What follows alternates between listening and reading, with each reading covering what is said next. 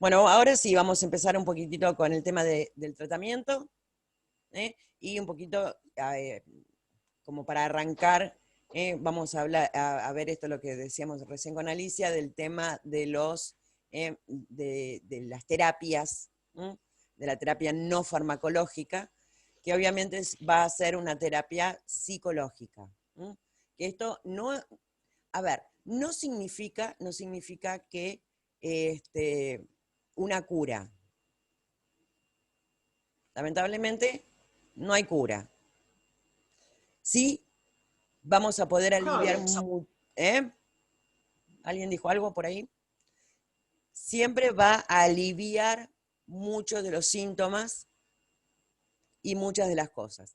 Y la terapia farmacológica se da en casos en los cuales hay mucho, eh, que no se, o sea, la persona está realmente tirada, que no puede hacer nada, que no puede llevar una vida prácticamente normal, o que los sentimientos de malestar, de angustia, de todo ese tipo de cosas, obviamente van a ser muy molestas, y la persona no va a poder desarrollar una vida normal.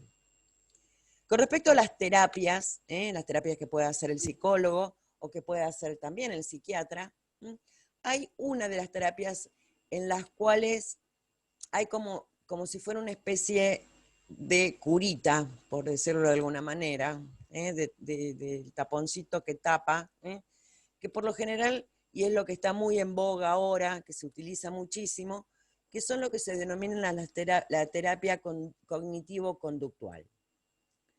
¿De qué trata estas terapias cognitivo-conductual? Es, o apunta, mejor dicho, a tratar de conocer más o menos cuáles son esas cosas que desencadenan esos episodios, ¿no? ¿Cuáles son esas cosas que me desencadenan un episodio de depresión? Porque también hay que reconocer que en la depresión suele haber como una especie de altibajos, que en algún momento la persona está un poco más activa, o que está menos activa. Y precisamente esta terapia cognitivo-conductual lo que hace es tratar de identificar precisamente esas cosas, esos desencadenantes, y tratar de actuar, por eso cognitivo, conocer, conductual, de cómo manejarse en determinadas circunstancias. Yo ya sé que me estoy empezando a sentir mal, bueno, tratar de hacer algo, como para que tratar de solventarlo un poco. Con respecto a la depresión, la terapia cognitivo-conductual no suele tener muy buen resultado porque, o sea, si ya no tengo ganas de hacer nada, hacer algo para tratar de sentirme bien es medio como que no ajusta.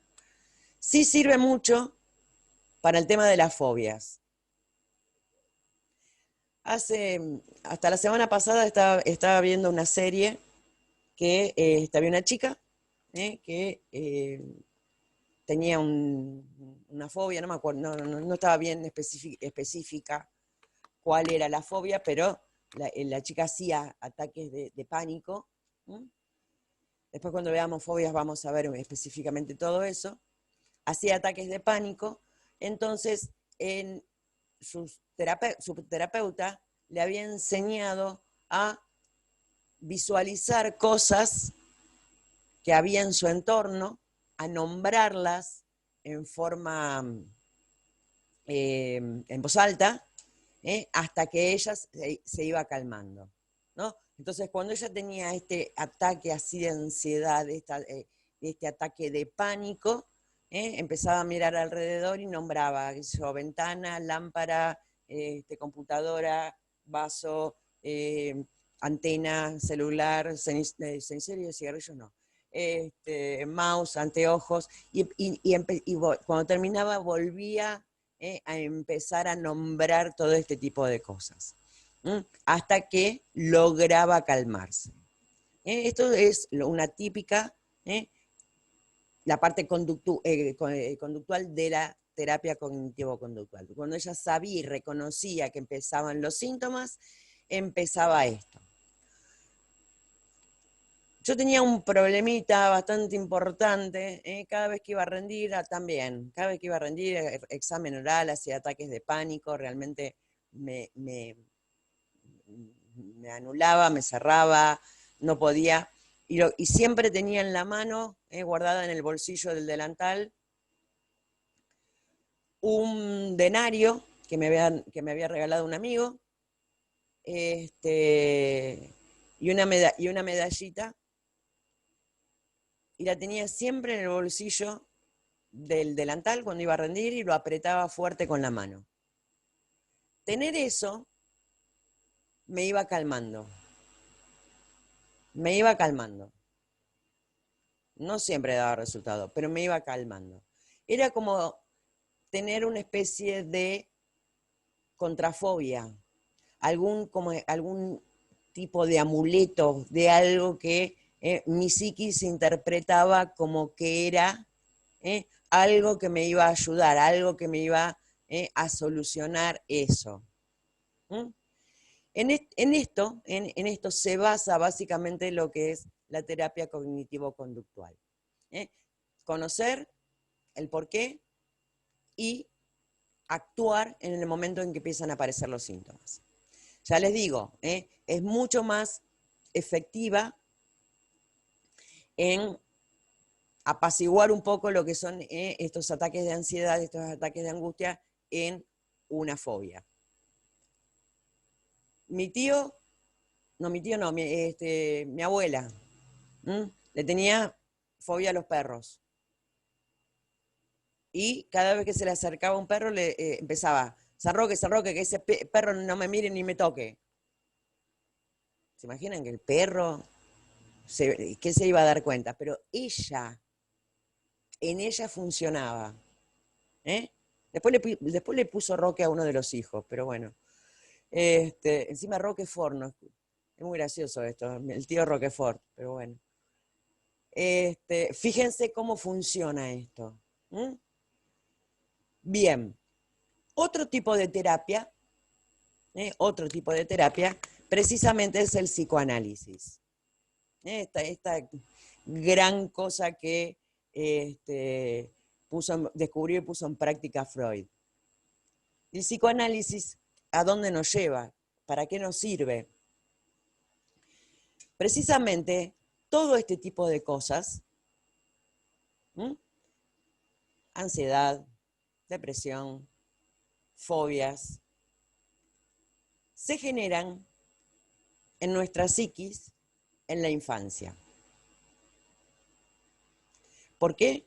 Porque en el momento de nuestra infancia es el momento donde se está precisamente generando nuestra psiquis. Así como cuando somos chiquitos, nuestro sistema inmunológico está madurando, nuestro sistema, estamos creciendo, todos nuestros órganos siguen madurando, siguen creciendo. Con nuestra psiquis pasa exactamente lo mismo. Y todas esas cosas que nos tocó vivir en nuestro entorno, más lo que traíamos en forma genética, es lo que va a formar nuestra psiquis de ahora. A esta altura de nuestras vidas, de todos, nuestra psiquis ya está formada. Ya está, les diría, incluso hasta imposible de modificar. Pero para que yo pueda tener alguna conducta en la cual yo puedo manejar o tratar de manejar aquellas cosas que se generaron en la infancia, primero tengo que conocerlas. ¿Mm? Si yo no conozco qué es lo que me pasó, nunca voy a poder saber cómo manejarlo ahora que ya está formado. Y acá es donde entra el concepto de consciente, subconsciente e inconsciente. O el yo, el ello y el super yo. No es un tema muy sencillo de entender. Yo tuve la suerte de tener un profesor que realmente era un capo mal, era muy genio el tipo, y lo explicó de una manera tan gráfica que me ayudó muchísimo a comprender todo esto. Él hablaba de un actor en un escenario con una luz que lo enfocaba en la cabeza. El espectador veía al actor iluminado, al costado una zona de penumbra y más afuera una zona de oscuridad. Entonces él comparaba el consciente con la zona iluminada, donde yo podía ver todo. La zona de penumbra, donde no veía demasiado, pero podía intuir qué era lo que había alrededor, lo comparaba con el subconsciente. Y la zona oscura, donde yo no podía ver nada, donde no podía ver absolutamente nada, la comparaba con el inconsciente. El yo, lo que se ve, es lo que yo transmito todo el tiempo. Lo que yo veo y lo que ven los demás a través de lo que yo transmito. El inconsciente, esa zona de penumbra, son esas cosas que las tengo así más o menos en la memoria y que las puedo ir a buscar porque intuyo más o menos dónde están. Y puedo tener más o menos una interpretación y una actuación de acuerdo a eso. Pero todas esas cosas que están en el inconsciente, que mi psiquis la mandó al inconsciente, que la mandó porque era algo que no me gustaba del todo, que no me satisfacía del todo, entonces, ¿qué hice? La escondí. Mi psiquis la escondió, para no penar, para no sufrir con eso. Pero aparecen muchas veces en los sueños, de decir algo, uy, se me escapó, no, yo no quise decir eso. Aparecen. ¿Por qué? Porque están guardadas ahí en el fondo del ropero, que yo abro el ropero, no las veo, pero en algún momento va a salir. Que yo tampoco las voy a buscar, porque no sé si están, pero en algún momento, chácate, van a aparecer. ¿En qué se basa precisamente el psicoanálisis? En hacer una retrospectiva, en ir a ese momento interpretando determinadas cosas, actitudes del hoy, para tratar de sanarlas. Vamos a poner un ejemplo tonto. Yo de chiquita era media brava. No yo, No, yo era brava, pero bueno. No es que me haya pasado a mí. Era media brava, y mi viejo me fajaba con el cinto. Eso es una cosa que obviamente eso queda, queda grabado. Por eso digo que no lo tomen tan a ciencia cierta. Pero sí es algo que sirve para ejemplo. Como no me gustaba, me hacía mal, mi psiquis lo guardó allá en el inconsciente. ¿No? Durante mi vida adulta, en algún momento, eso que yo guardé en el inconsciente va a aparecer. Y como es algo que lo guardé y lo escondí porque no me gustaba, no va a aparecer con una actitud buena. Va a aparecer con una actitud mala, ya sea lo que sea. La base, digamos, la base del psicoanálisis hace eso, es tratar de conocer qué fue lo que pasó ahí, en esa instancia, para tratar en el presente, no de solucionarlo, porque no se va a solucionar, no podemos volver al pasado, pero sí tratar de que nuestra psiquis se amigue, de que perdone esa situación. Y que por lo menos uno lo conozca, de que por lo menos uno sepa qué fue lo que produjo y qué fue lo que generó.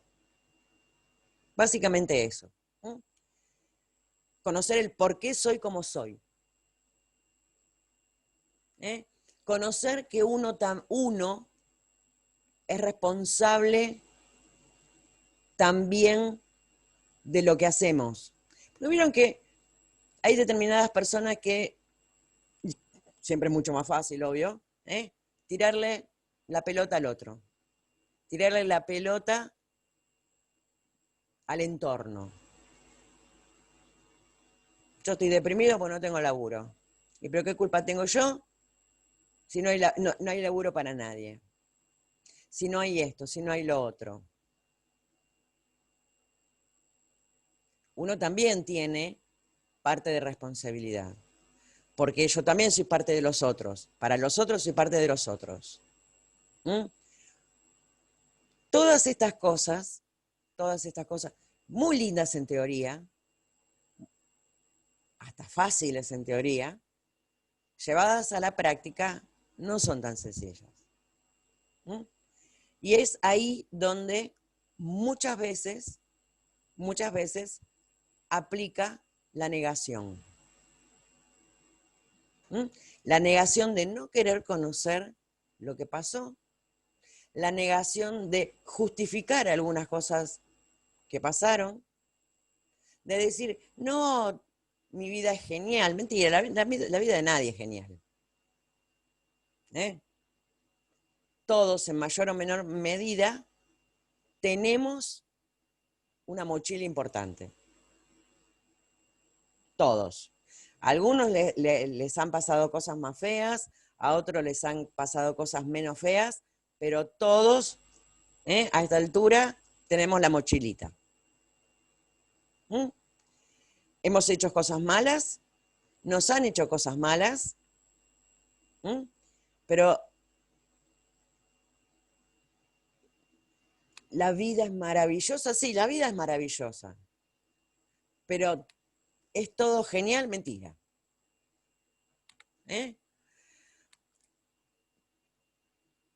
Cuando termine de leer un libro que estoy leyendo que habla de una nueva teoría del tipo de vida actual, que habla de la competitividad en la cual se está viviendo actualmente, pero no la competitividad laboral, sino a todo tipo.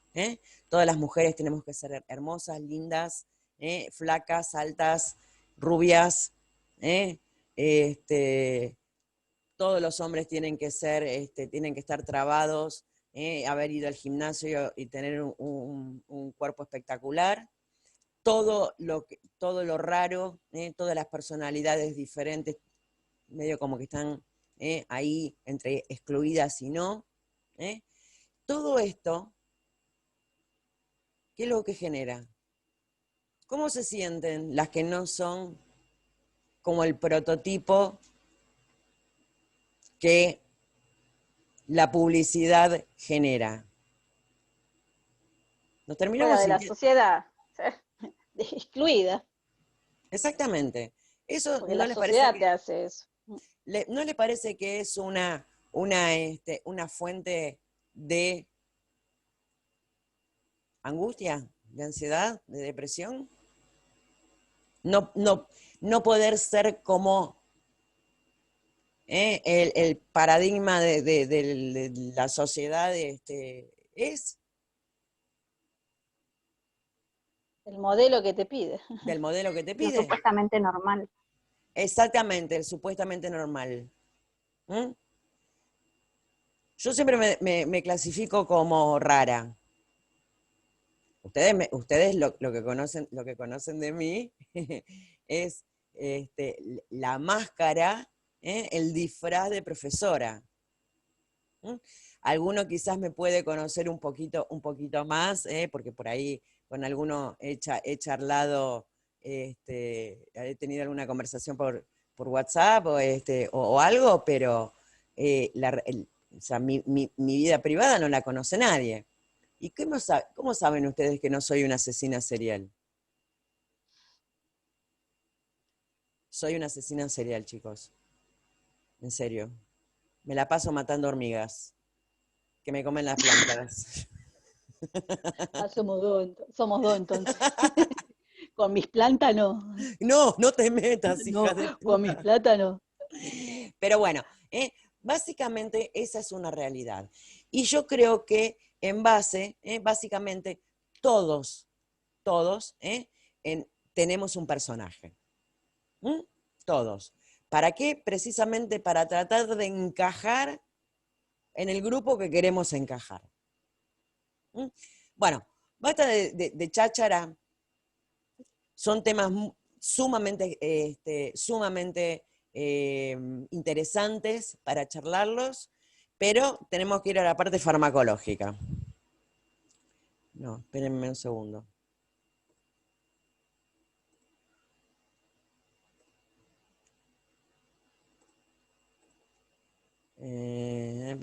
Acá está. Bien, acá cuando empieza con la parte farmacológica, les habla de un montón de fármacos que no way. ¿Por qué? Porque todos tienen demasiados efectos adversos. Antidepresivos tricíclicos, tetracíclicos, IMAOs, esos prácticamente ya no se usan. Sí se usan estos, los inhibidores de la recaptación de serotonina.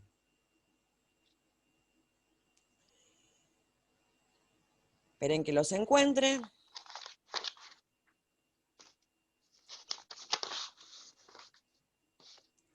Bien. Primero vamos a hacer una aclaración. La serotonina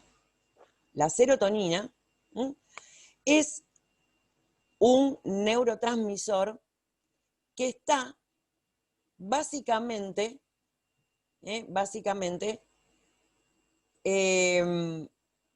paren que no sé qué toqué. Ahí está. Básicamente, la serotonina es el neurotransmisor que, uy, se nos está terminando el tiempo, la punta del sauce. Básicamente está relacionado con la producción de depresión. En realidad no la producción ay, no me sale, de depresión, sino que el déficit de serotonina produce depresión. Si yo quiero combatir los síntomas psíquicos y físicos de la depresión, le voy a dar un fármaco que me aumente la cantidad de serotonina. ¿Se acuerdan el año pasado cuando vimos simpático y parasimpático, esto de la recaptación, de cómo era el impulso nervioso, que llegaba el neurotransmisor a la membrana presináptica, se liberaba al espacio sináptico, actuaba sobre el espacio postsináptico y continuaba el impulso? ¿Se acuerdan que yo había hecho unos dibujitos que ustedes pensaban que eran huesos? Bueno, básicamente la serotonina actúa de la misma manera. Actúa de la misma manera. Llega a la membrana presináptica o está acumulada ahí en la membrana presináptica, sale al espacio sináptico, actúa sobre la membrana postsináptica y produce el efecto. De la manera que sale la serotonina del espacio sináptico, es de la misma manera que lo hace la adrenalina, por recaptación, por reciclado precisamente del neurotransmisor. Entonces, el mecanismo de acción que tiene es precisamente inhibir la recaptación de serotonina y permitiendo que haya una mayor cantidad de serotonina.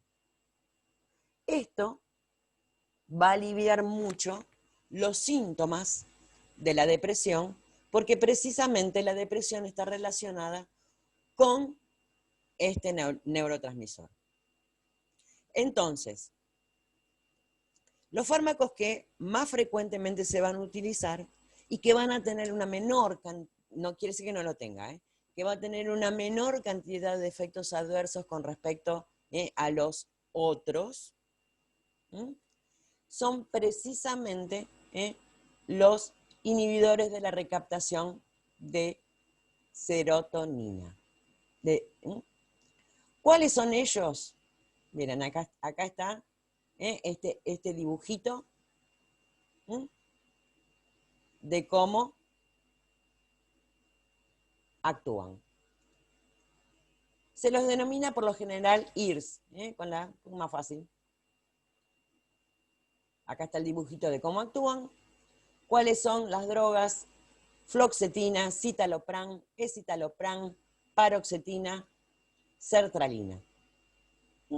Acá les nombra a cada una en particular con muchos de los nombres comerciales.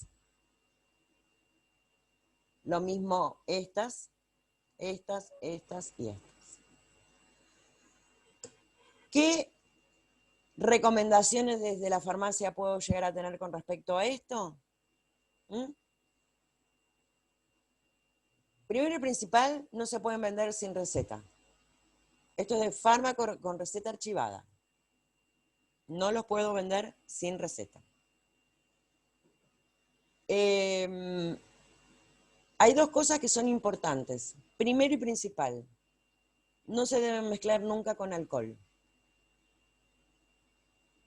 Recuerden que el alcohol es un depresor del sistema nervioso central. Deprime los centros reguladores, deprime los filtros. Por eso cuando estamos así medio chupandines hacemos pavadas, cosas que no haríamos si estamos bien, si no estamos ahí con la chupandina. ¿Qué es lo que ocurre? Este es un excitador del sistema nervioso central. Entonces el alcohol contrarresta el efecto de este tipo de antidepresivos. Porque si uno me levanta y el otro me baja, es lo mismo que no tomar nada. Y salen caros. No sé qué es gastar plata al cohete. No alcohol con este tipo de fármacos. Los contrarresta. Otra de las cosas, eso sí le puedo decir en la farmacia. Recordá que no tenés que tomar alcohol con esto. Otra de las cosas es que este tipo de fármacos suelen tardar entre 3 a 4 semanas en hacer efecto. Con lo cual, ¿se imaginan si viene una persona que tiene depresión y le dan el fármaco y ustedes le dicen, no, esto va a tardar como un mes en hacerte en efecto? Se va a querer. En fin. Entonces, obviamente, nunca le diríamos a una persona eso. Ponele que venga a la farmacia y te diga, yo no sé para qué miércoles gasto plata en esto, no me está haciendo nada. Bueno, tené paciencia. Los fármacos siempre suelen tardar en hacer efecto un poco. Dar una oportunidad. Pero si no nos dice nada, nada. Cuidadito la boca. Y otra de las cosas que también es conveniente, no sé si es conveniente decirlo por ahí en la farmacia o no, porque Pensemos que una persona que está deprimida no tiene muchas ganas de escuchar a nadie, pero bueno, también son fármacos que se deben abandonar en forma progresiva, no dejarlos de tomar de un día para el otro. Bien, básicamente eso. A mí lo que me interesa de esto, o sea, de los fármacos antidepresivos, es que recuerden que los que más se utilizan son estos, los inhibidores de la recaptación de serotonina, son los que menos efectos adversos tienen, pero con respecto a los otros, no quiere decir que no los tenga. Acá les va a hablar un poquitito de cada uno de ellos, eso se los dejo a ustedes, porque no hay demasiada, explicación. Y bueno, ya creo que con la clase están contestadas todas las preguntitas que les mandé.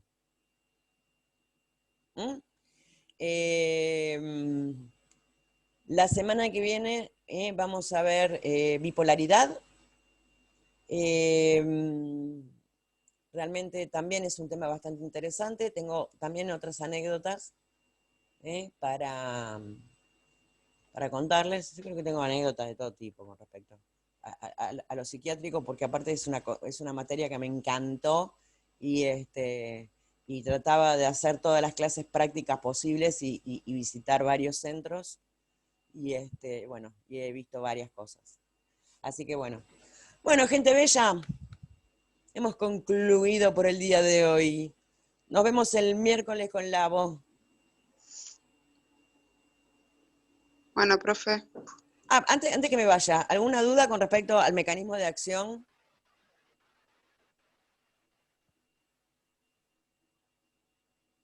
No, profe. Bien. Romy siempre al pie. Bueno, Profe, entonces no, profe. nos vemos el miércoles con la voz. Besitos a todos. Chao, profe. Chao.